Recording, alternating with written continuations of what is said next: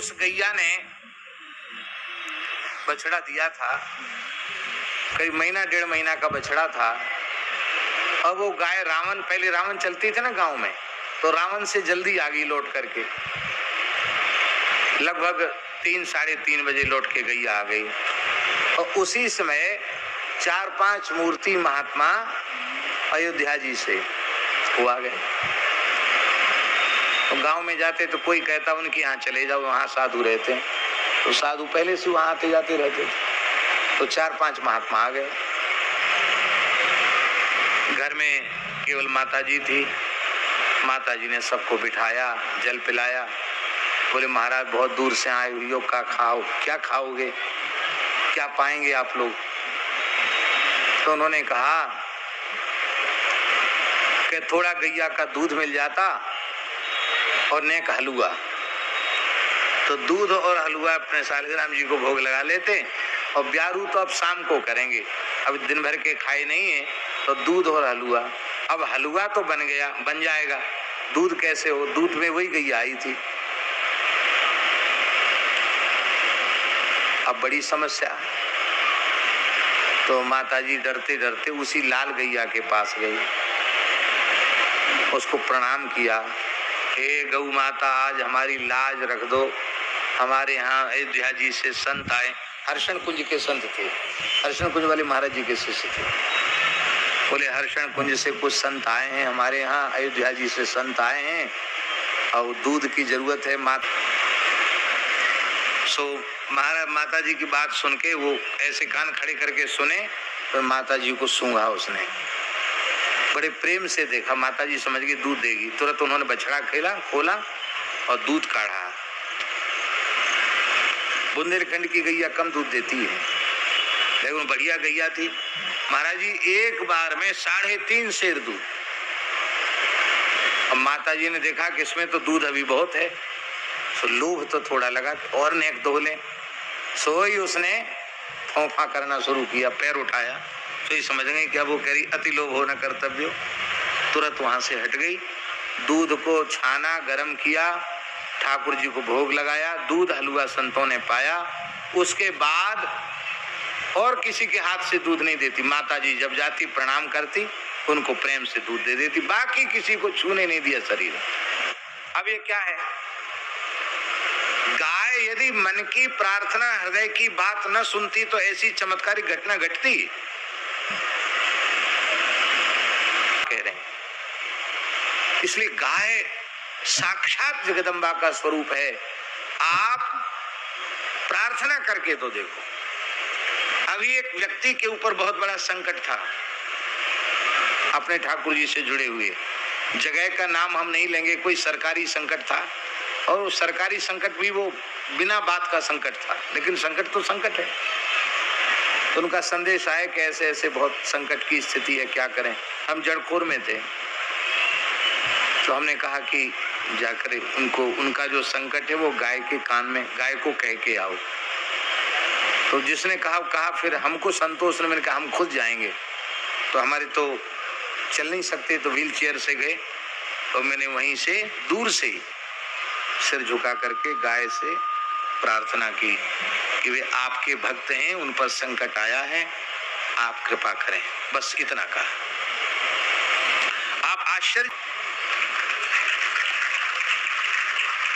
कोई देवी देवता तो आपकी सेवा के फल को उधार रख सकती है, पर गौ माता आपका कभी उधार रखने वाली। तुरंत सेवा करो, तुरंत उसका फल प्राप्त करो। गाय की सेवा का इतना महत्व है। हमारे बाराघाट वाले महाराज जी तो गाय के इतने प्रेमी हैं, इन्होंने कितने घरों में देसी गाय पहुंचाई है पता नहीं, और गोरक्षक दंड इनके हाथ में सदा रहता है। लाल घाटी में भी पहले गाय सब मिली जुली थी, वो देसी गैया नहीं थी, पहले भी हमने देखा, लेकिन अब देखो गाय, क्या सुंदर गाय। बाराघाट में गाय देखो, कितने घरों में गाय इन्होंने पहुंचा दी। और ऐसे ऐसे चमत्कार गाय के, इन्हीं के मुख से कभी आप सुनो। इनके कान में महाराज जी दर्द हुआ, बाराघाट मंदिर जी सामने प्रमाण है कि कान में सुनने वाली, आपका पर्दा सूख गया, जाने क्या हो गया, ऑपरेशन होगा, नया पर्दा डलेगा, और फिर भी मशीन लगानी पड़ेगी। ये तो बड़े दुखी हो गए। इन्होंने राजस्थान के वैद्य जी से फोन पर बात की। वैद्य जी ने कहा कि गैया तो महाराज आपके यहाँ देसी है ही है, देसी गैया का दूध औटाओ और उसमें कितना घी महाराज जी? 1 तोला घी। 1 तोला घी इसमें डाल करके और ऐसे खूब फेंट कर, कितनी बार फेंट गए? 40 बार। 40 बार फेंट करके पी जाओ।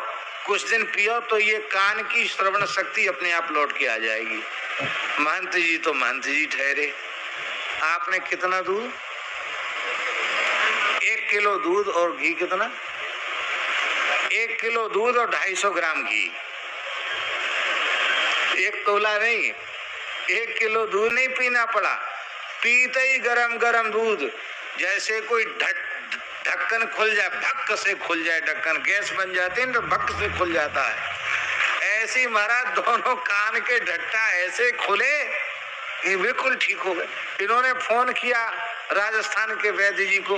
अरे वैद्य जी बोले अभी फायदा नहीं होगा, अभी पियो कुछ दिन दूध। बोले हम तो ठीक हो गए। क्या किया आपने? 1 ही दिन में ठीक हो गए? बोले हाँ।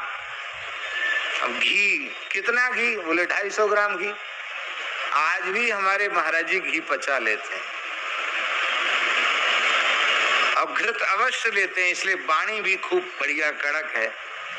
हमारे श्री गौरी शंकर दास जी महाराज बैठे हैं, ये जैसे बड़े सुंदर मलूक है ना, हृष्ट पुष्ट सुंदर, ऐसी ही सुंदर गाय का दर्शन करना हो तो हनुमानगढ़ी में श्री गौरी शंकर दास जी महाराज की गैया का दर्शन करना चाहिए। बहुत सुंदर गाय। कई बार दूध की व्यवस्था हमारे लिए इन्हीं के यहाँ से हो जाती है, अब वहां भी देसी गाय की व्यवस्था हो जाती है।